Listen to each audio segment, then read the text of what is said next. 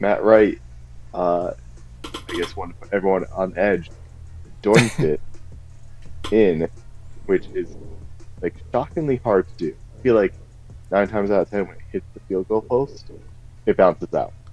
Right, right. But the Chiefs have whatever rabbit's foot, monkey claw, or whatever, and have just uh, have just like gotten all these bounces going their way. Do you remember that I sent you about the last 2 minutes of every game? Yes, Yeah. yes. So off air, uh, someone compiled that where if the last 2 minutes of every game didn't happen, the Chiefs would have the worst record in the NFL, which is Right. wild. And if you look at their schedule, uh, I'm counting 1, 2, 3, 4, uh, 5, 6, 7, 8, 9, 10 games that they won that were one score games Yeah, out of that's crazy. or from. And by the way, um, just in case we're gonna check this out in post production, but I think my mic was not working until right now, so this might be the point where our show actually starts from the recording. So welcome, Okay. Undrafted Free Agents live podcast. Sometimes these things happen. Right now we're talking about Chiefs, the Chiefs game against the. Wait, who did they play? Was it?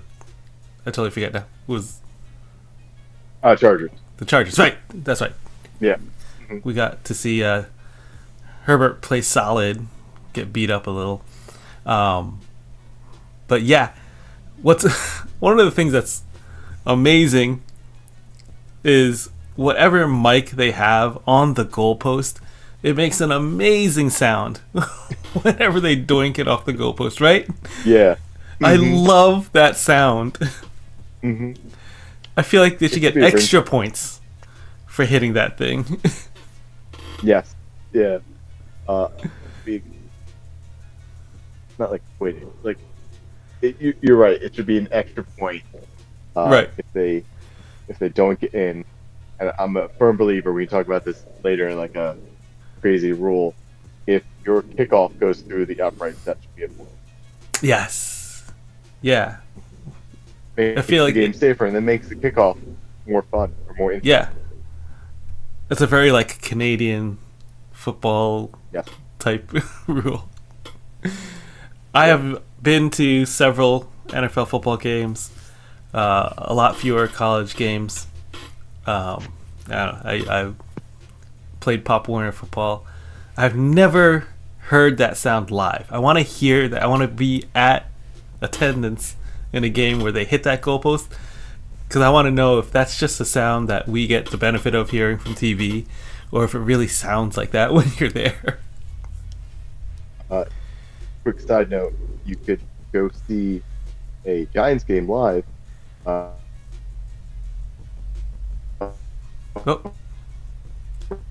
got a little lag going on here. All kinds of technical difficulties today. Can you hear me? Yep, I can hear you now. All right. I think you were telling me we couldn't quite get it on the feed, but about the $1 for the tickets. Oh, I was gonna get to that, but I was looking forward to the Colts game, which is $8 now. Ooh, But yeah.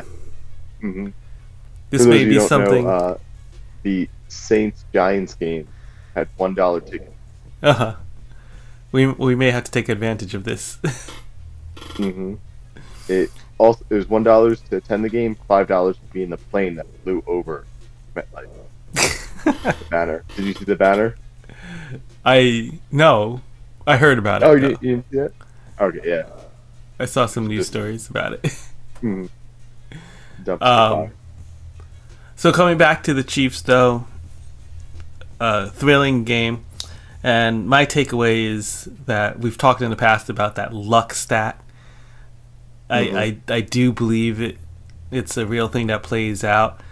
So I think the only thing that would break that is the fact that we are dealing with Mahomes and Andy Reid. I do think they are, extraordinary, and so they're kind of above that.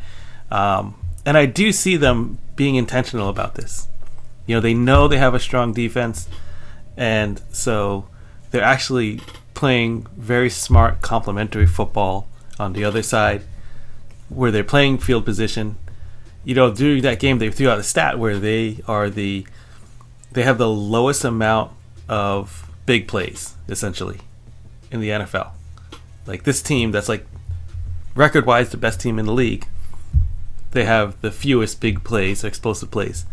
But again, by design, because of what they have on the defensive side and what they have on the offensive side, it's very complementary, where they're really just taking small chunks to change position so that their defense is not in a bad situation ever.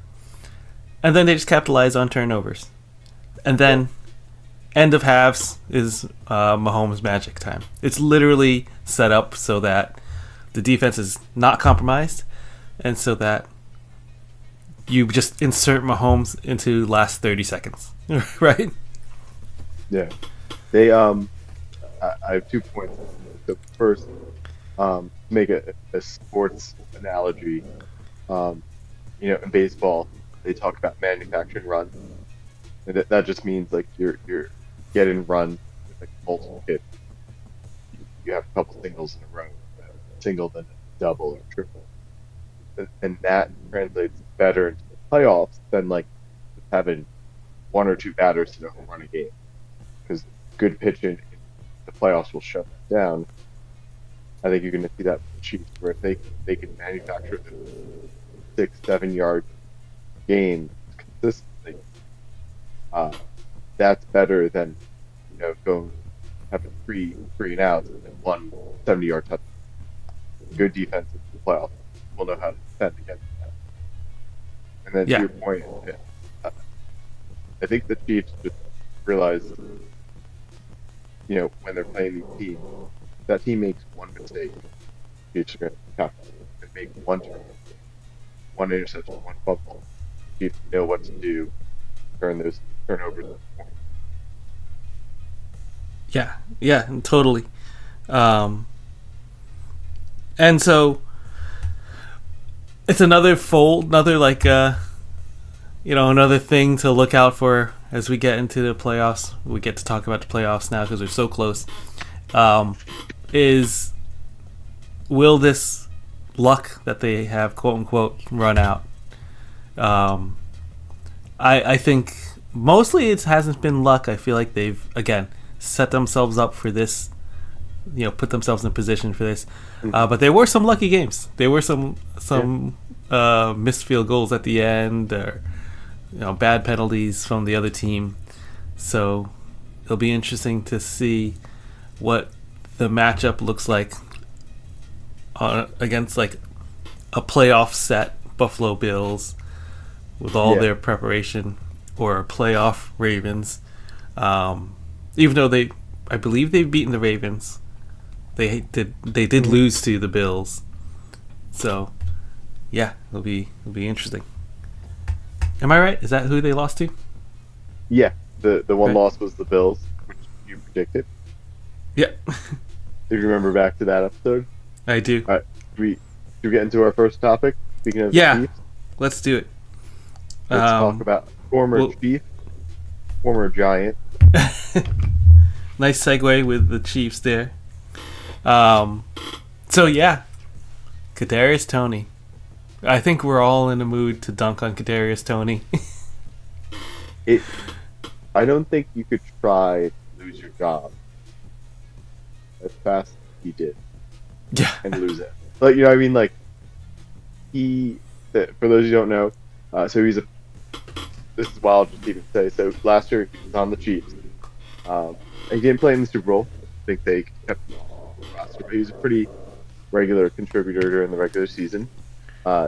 Gets let go by the Chiefs in the offseason.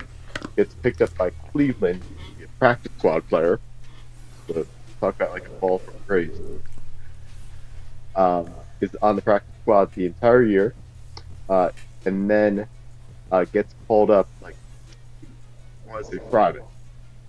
Okay, because Right. I Yeah. saw online it was 74 hours. So he gets called up to the active roster on Friday, and then plays Sunday. Do you want to take it from there, Murph? What happened in Sunday's game? So What he basically has go two through both plays. plays? Yeah, he's two plays that he's a part of.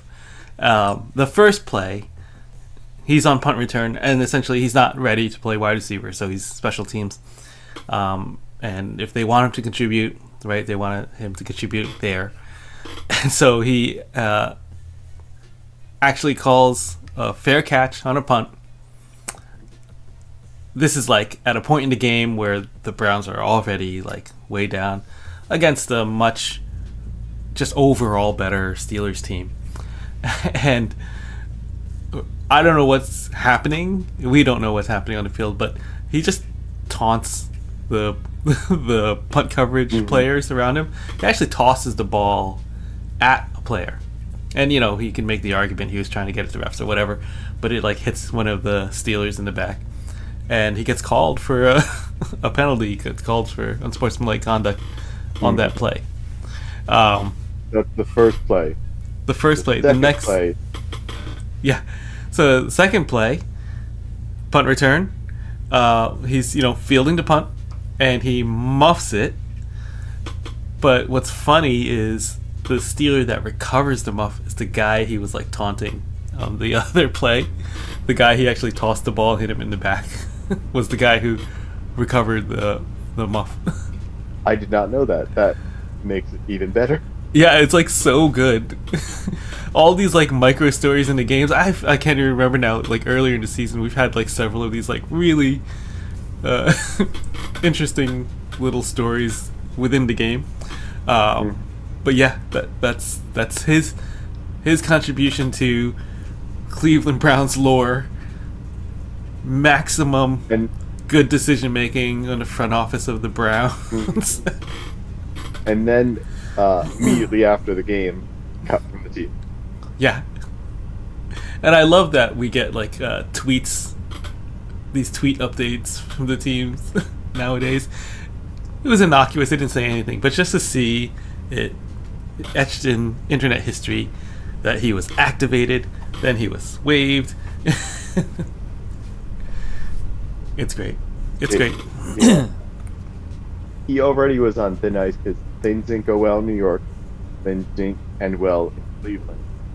And then on top of it all, he gets signed to the practice squad, so he's like sort of on the team.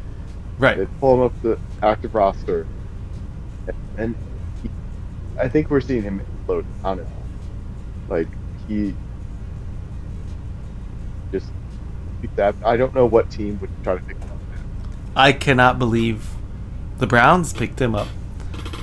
And imagine, you could see how short leash he was on this stint with the Browns. I mean, he made some bad on the field plays. Players will have bad games, but he has created a reputation for himself now because of what he did in New York, which actually I think is the worst thing of all the things he's done. And if you don't remember, if you don't know, he was drafted by the Giants. First The round. Giants, they thought he was going to be a future star for them. But the Giants were not good. They were not good when he was there. And his way of getting out of that situation was to be injured, essentially. The players actually get to decide when they're not ready to play to a degree. And he just had a hamstring injury for this last year, few months that he was with the Giants until the Giants traded him, and miraculously was healed after being traded. Yeah. And I think that was, we don't really know how little leverage players have in deciding their future, but it did seem like a dick move to play it out that way. And then what's funny, it came like full circle. You remember last year, right around the AFC Championship game, Super Bowl, he came out and was like, "I'm not injured. Yeah. Kansas City says I'm injured, but Right. I'm not injured. I could totally play." So it was funny to see the roles reversed. Yeah. I think just who's going Yeah. to Yeah. After his pick him up. atrocious, um, I think was it last season? I think it was the season before, where no, it was last season where he started off the season the opposite of hot. He was like Hmm. had some bad drops, and to compound that, a lot of those drops turned into turnovers. Yeah, Just was not playing well at all, but didn't help negative himself. war Yeah, connected to baseball. Yeah, right. It didn't help himself in the locker room, and kind of like in the Giants situation, became a cancer in the locker room, and Kansas City was not having it. um, but he was good enough for Cleveland, I guess. Which, not to. Uh, oh, sorry, you there? go ahead, go ahead. I was going to say not to excuse that behavior, but a well-known fact: sports you act when you're producing. You can't act like that. Make mistakes. Right. Yep. That's true. Your play solves a lot of problems, or makes problems. Either way, Mm. right? So yeah, personally, that's why I I enjoy dunking on Kadarius Toney. I feel like it was a time when the Giants have created a lot of setbacks for themselves, um, and maybe their choice of drafting Kadarius Toney was a poor choice. But if it had worked out, I think that some of these Giants teams over the years would have been pretty okay, right? Um, I think that was one of the few decisions the last couple of years that they made it pretty good. Yeah, moving on. Not drafting, that was bad, but yeah, right. Moving moving on on. was the right Yeah, idea. yeah, Uh, Speaking of moving on, yeah. Speaking of moving on, next topic. Uh, yeah, so nothing's official yet, but I feel like a podcast should we be the first to officially announce this, whatever merit that holds, or weight that holds. uh-huh. So Bill Belichick in the news again. Uh, Officially, we're going to say officially. You're the Officially. first one to say officially head coach of the UNC Tar Heels in what I would suspect no one Yeah. thought was gonna. I did not think Bill Belichick would go to college, and Uh-huh. I would. If you asked me to rank all the teams in college he would go to, I think UNC would have been way at the bottom. Right. A shocking move. Um, What's your What's your reaction, Murph? I can give you a little insight into UNC if you'd like, or give me your reaction first. I'll do a little. yeah, and you say it all the time, and it's true. I don't know much about um, college football, but as an educator, I do know that traditionally the way we understand Bill Belichick and how he operates is not how you deal with young people typically nowadays. So I Does think not it's seem like a good fit that way. yeah. Maybe we're wrong. Maybe we're wrong about how Belichick's style is going to play out. Maybe he'll change his style. That seems hard to imagine. Or maybe it will work out, and it's exactly what some of these young players need. But either way, it'll be really interesting. And the other thing is to have never had involvement in the college football game, and then take on a head coaching position. I do feel like they're like different responsibilities from NFL head Yeah, coach. It's like like try to imagine Bill Belichick going into a 17-year-old's living room with his parents trying to recruit him. Yeah, and Be a wild scene, right? that is something that really happens, right? Like I just Yeah, hear about it from stories, but that's a regular part of the job, right? yeah, yeah. No, all off season, all those coaches. There's stories of Jim Harbaugh sleeping on high school kids' couches trying to recruit them to go to the University of Michigan. Uh, yeah, it's wild to say the least. Um, yeah, I it's a shocker. If you look at his coaching history too, it's all NFL. He Right. started with the Baltimore Colts in 1975 and been NFL, up until last year. I did hear some theories that can give us a little bit of insight. So, um, I heard two theories. So, Uh, one, he's not. So he does want to come back to the NFL. So this is basically just a gap year job. So maybe it's okay. just a 1 year thing. Um, he might not look at the NFL openings this upcoming season. Uh, He might look at them and say none of them are super appealing, which I get. You know, as much as I wish he'd head coach the Giants, fix all their problems, my life problems at the time. Uh, Not the most desirable job. So maybe he's thinking, okay, let me just go coach college for 1 year, make some money, right. and then revisit the NFL in the year. But then the more interesting theory I heard was, who coaches in college right now?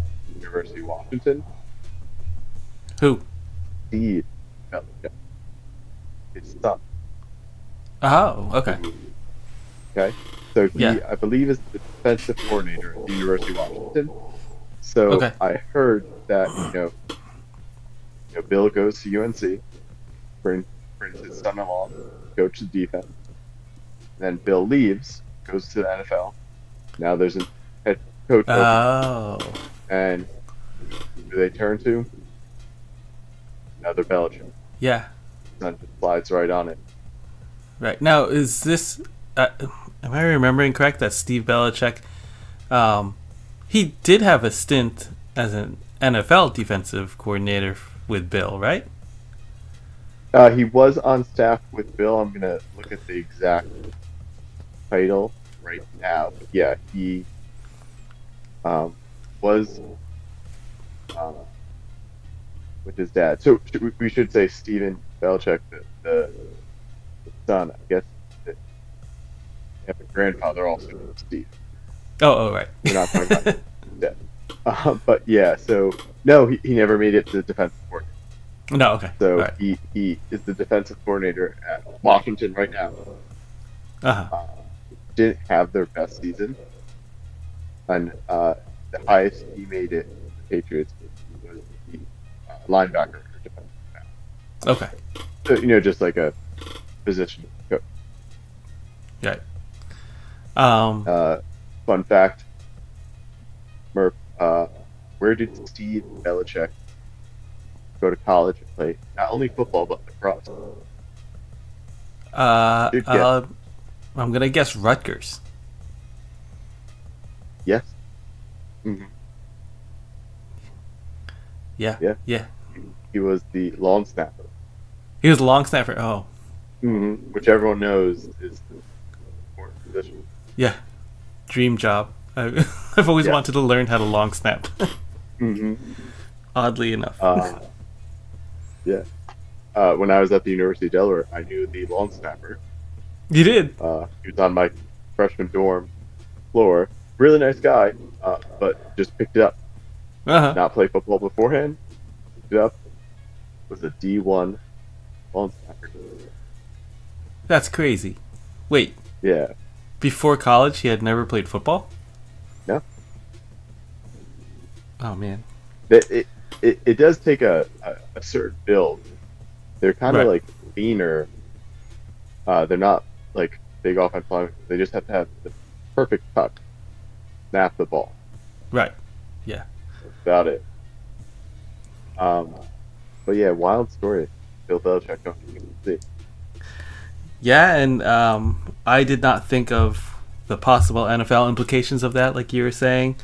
Um, but yeah, we'll have to see. I will throw to bring it back to the Giants. Um, bring it back to our hopes, I guess. Uh, we know that Mara has said he's cool with Dable for next year. Essentially, I don't know. We'll see what happens at the end of this year. He kind of got his support though, so maybe that's the thing he's waiting for after next year when they drop him. The Giants are gonna wait a year, get Belichick Right. and Arch Manning, It's turn the all entire coming franchise. together. It's all All coming come together. together. Yeah. They if they don't draft a quarterback, Yeah. I'll cry. If they're building towards that, I'm okay with it. I can suffer for one more year. Yeah. Done it for a couple of years. And Hold on. give you a little insight. You might be saying like, we talked a lot about like how surprising this is. Um, what gives it a little more, I guess you'd say, weight? Uh, UNC isn't say an okay college football team. They're 6-6 this past year, but they play pretty bad conference. The Uh-huh. ACC Okay. still is like a Power Four conference. So really, all you have to worry about in that conference is like beating Clemson, Miami, and you're set. Maybe Bill looks at that and says, okay, you can beat up on Wake Forest, Stanford, Virginia, Boston College for a year. Just go back to the NFL. Yeah. Yeah. So like, is UNC like a top notch program right now, or it sounds like it's No, not. no, no. No. Um, I guess that adds to the super randomness of this. yeah, like had it been Notre Dame, Ohio State, Michigan, Alabama, it would have made all the sense in the world. Um, it would be like Bill Belichick going to the Jaguars in the NFL or the Right. Panthers. Yeah, like it just it shouts random. Right. Well, let's see how this plays out. Can't say I'm not disappointed that we won't see Bill in the NFL in any stop, Giants or not. I was kind of looking forward to see him returning. But I guess we'll pump the brakes for at least a year, see how UNC treats him, see how the college ranks treats him, and then we'll check back in on that. Yeah. Moving on though, we've got Mm-hmm. another bit of fun that we have happening in the NFL right now, and we're doing a lot. I guess Roger Goodell is doing a lot to reach out to like all kinds of audiences, audiences overseas, and they're also trying to, I guess, introduce the game of football to like younger audiences, right? And so they've been doing these Nickelodeon telecasts. And was this Simpsons game part of the Nickelodeon telecast? Or was So this, no, it was Disney Plus.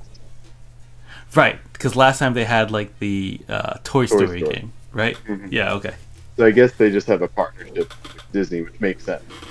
Well, yeah, they're the same ESPN parent company, right? Yes, yeah. There's two big corporations in America, just Disney. Everything else is minor. Yeah. Right. Yeah. So, for those of you who don't know what we're talking about, Monday night's football game between the Bengals and the Cowboys. Um, in addition to the regular broadcast, They did have a Simpsonized version of the broadcast, which had all the players CGI'd, almost like a video game, Yeah. uh, incorporated into that. Simpsons characters would come in and out um, of different plays. So, Joe Burrow would be leading the Bengals down the field. He would step up for a play. Homer Simpson, at least on the telecast, would replace Joe Burrow, where Joe Burrow's actually playing the down, but it Right. looks like on the telecast that Homer Simpson's doing it. Uh, did you watch any of it? Not live, but I've been watching all the awesome like replays that they've been showing. Hmm. They Yeah. keep coming up on my So Instagram feed. yeah.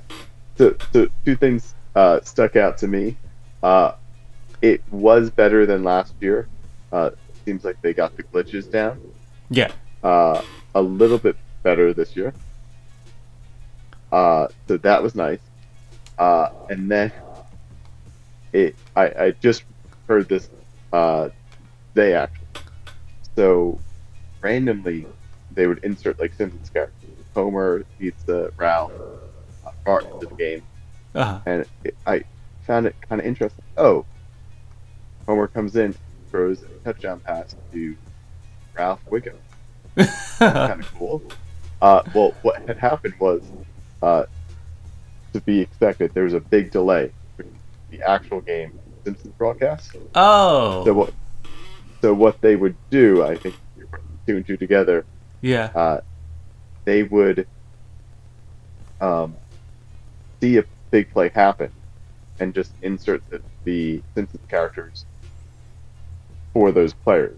Uh-huh. So if you saw a Simpsons character come into the game, you knew something big was about to happen, which is kind of cool. That's pretty cool. I do remember the glitchiness from last year with the Toy Story characters, but there was something about the glitches and the Toy Story characters that was like apropos. Like it looked cool. And those glitches are happening, right? Do you remember?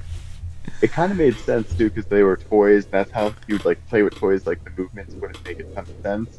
Uh-huh. But the Simpsons were a little bit. It was less glitchy and it was cool. I did miss. I wish they did this. Do you remember from the Toy Story game what they used for the chain gang? No.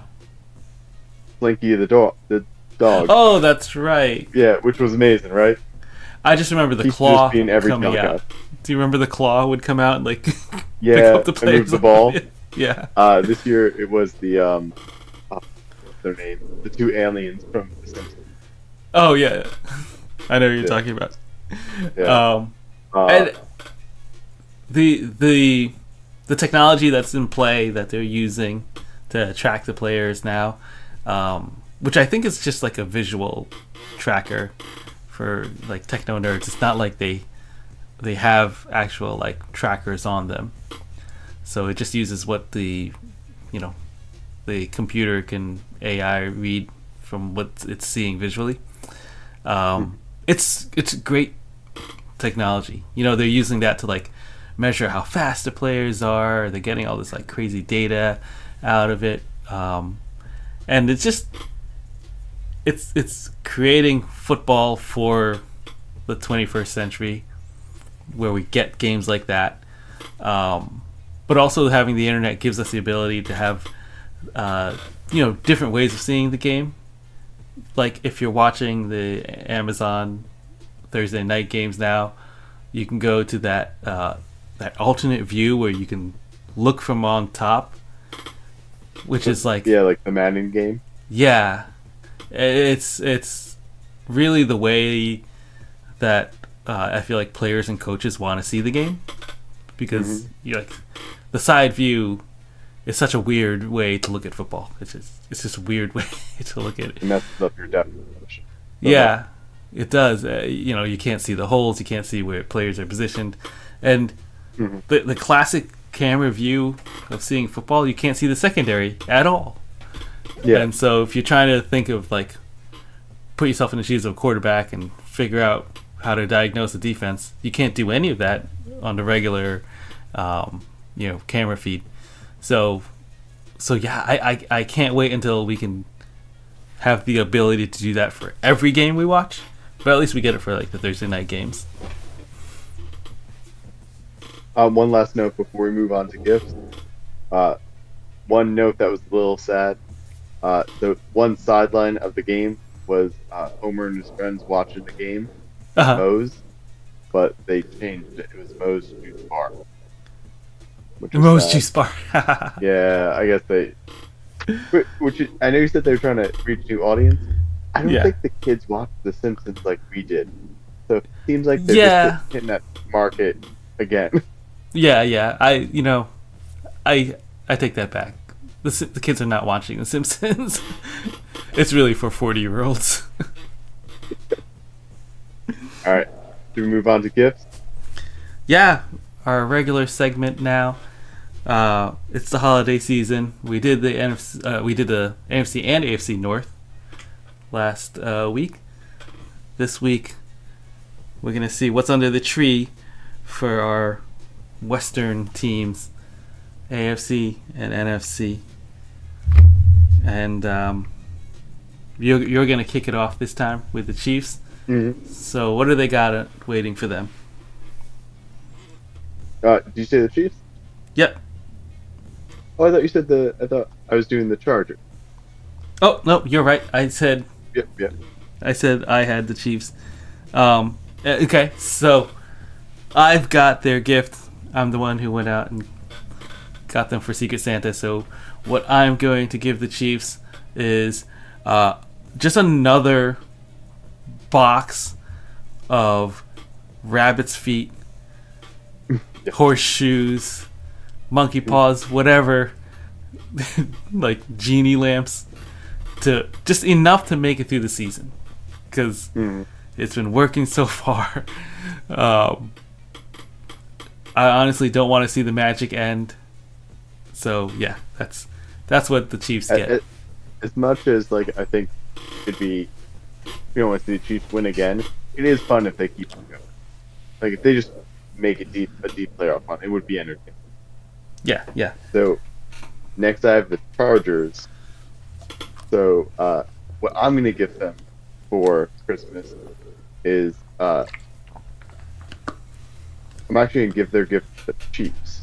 I'm gonna give the Chargers gift to the Chiefs. It's gonna be just slightly more narrow field goal post. So that doink bounces out and not in. Wait, I think it has to be fatter. Sorry. Judging by where the ball hit the goalpost, if the goalpost was fatter, it would have like. Oh, I meant like move the post in. Oh, okay. Yeah, I get yeah, it. we can make the yeah. Oh, you know what's Side funny? note, there you go. Oh, I think I remember them experimenting one preseason with narrower goalposts. Do you remember that? I don't, but I know the indoor football league have really narrow, like a yard. Like Yeah. crazy. Yeah, I feel like it's an interesting thing, although not wholly necessary, because I feel like kickers are more erratic nowadays than they have been in the past. Or maybe just Justin Tucker. Yeah. Right. I've got the Broncos, and so what I'm gonna gift the Broncos is an extra mile to Mile High. All right, and here's the thing. In the past, those Broncos that were led by Elway, you did never not win in Mile High Stadium. Never won in Mile High Stadium. It was always a Broncos like home advantage. I feel like they've lost that, and I feel like if any location has an actual physical like home field advantage, it should be like the Broncos and the Dolphins. You know what I mean? Like those are two teams where it should mean something to play in those places. But for some reason, I don't know. It seems like it's a toss up. I want that lure again, where the frozen tundra was a place where just the Packers won, and the Broncos you couldn't get over the altitude in Mile High Stadium. In soccer, we would say the portrait. We call it the portrait. The portrait? The portrait. Unfortunately, they're 4-2 at home. I just looked it up. They're 4-2. So pretty. Pretty Yeah, good. four Okay, and two. so Yeah, they good. yeah. So next I have the keep on watching Las Vegas Raiders. So I'm gonna give them um, just a average quarterback. Not a great quarterback, not a good quarterback, just an average quarterback. Uh, So you think I that's what's wrong with the Raiders? it's one of the things. uh, Yeah, they just were they on their third quarterback now? yeah, Start a game, Aiden O'Connor. Oh yeah, because if Aiden O'Connell hurt this week, he's questionable. They'll have to bring in Desmond Ritter oh man, of of Atlanta University of fame. Cincinnati fame. Yes, Yeah. Oh, you saw O'Connell try and flip that ball while he was falling down. He got stepped on out of the center. That was pretty crazy. trying to He almost Mahomes made it. that. Tried to Mahomes it. Yeah, Yeah. yeah. Mahomes would All have right, who do made you it. have next, Murph? I've got the Seahawks, and we're unwrapping a big box of just respect for the Seahawks. I feel like, they're like leading the division, but they, Like, nobody feels like they're a serious contender. I don't, at least, and I think that's wrong of me because they've proven that they're actually a real, you know, real team. you lose to the Giants, you lose a lot of credibility. Yeah, that is true. That's true. And I also see it play out on like the lines. Like if you see the lines, even when they're favored to win, they never get like a big, blowout line of like 7 points even or 10 points. It's always like a narrow margin. Yeah, I'm actually looking at their schedule now. They had a weird stretch where they went 1-5, 6 game stretch. But if you take that out, they're 6-0. Yeah. Yeah. If you They took won all the 4 in a row. Giants' losses out too, they'd be in different stories. Yeah, yeah. I do love when people do that when they pick and choose the You're right. games that they want. Like if we Uh. only played the first 3 quarters, we'd actually be a really good game. Yeah. All right. So next, I have the Rams. So I'm gonna gift them just healthy wide receivers. We've seen it when they have productive play out of their wide receivers. They can beat anyone. Yeah. So, we saw it with the Bills this past weekend. Give Stafford weapons. He still has it. Yeah. And if there's any team where like you watch them play now and you think if the season started now, like they'd be one of the top teams. Like seeing the Rams, seeing Stafford still like throw amazing balls to Cup and Puka, and seeing Puka just be like a wild man out there. Yeah, I think that's a good gift. And moving on to Arizona into the desert, if I could give the Cardinals anything, I'd give them a rewind button. We're at the halfway point in the season. Although I don't have a lot of experience in getting my eyeballs on seeing their gameplay. Their record at least spoke to them holding on to the NFC West. Since then, I gotta check in and see what's the reasoning for the decline.